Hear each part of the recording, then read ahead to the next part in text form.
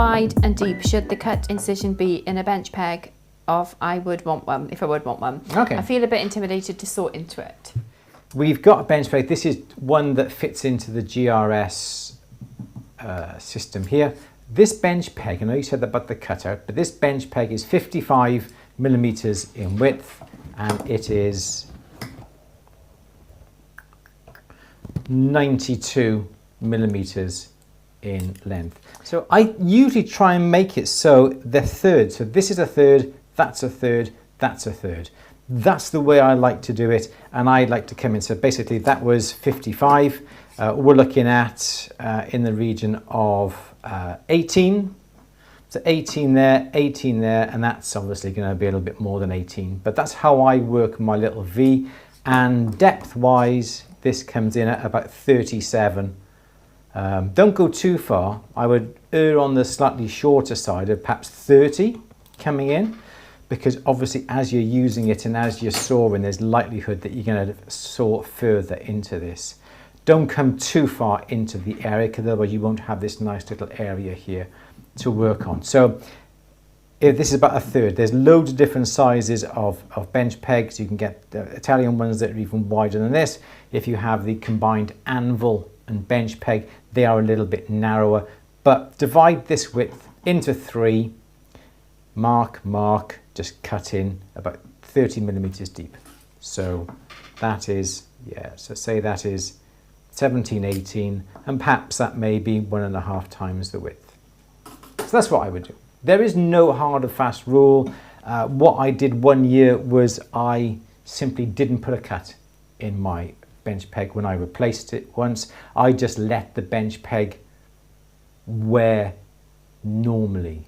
And what I found was there was a cut here, and the cut went over in this direction. The cut went in this direction, that way, over the, I think I got it downstairs still. It must be about 5 or 6 years old and the rest. But the cut goes this way because I'm right-handed and I cut this way, so I cut in this sort of direction. If you're left-handed, you cut in that direction. But start off with that, and that's a great area to work with. I guess the main function is to stop you cutting yourself, isn't it, with your saw? That's, yeah, support, yes. Yeah. Yeah. Well, one of them, and support, yeah. So I think if you've got something like that, that's a really good place to start. Mine's like a fringe. I don't know how I've done it. But the only times most of the times I've nicked myself with my saw, it's because I've not been thinking about stopping the saw. Yeah, going on. When I finish my sawing. So now I always try and remember. You saw right up into this little area here. So when the saw does break through and your fingers are behind it or underneath it, the saw stops before it actually gets to your finger. Yeah. Yeah. And you know, I've done a video on At the Bench where I've shown you how to modify it. You buy one of the Durston clamp-on bench pegs, and it's shaped in different ways, and there's a little area by here that's slightly recessed. You can buy the steel bench blocks, and you can adjust these. Some people will come along and just cut out this section, like where my finger is, like that there, so they can hang rings on this little area by here when they're cutting it. So it's meant to be used, it's meant to be filed to shape.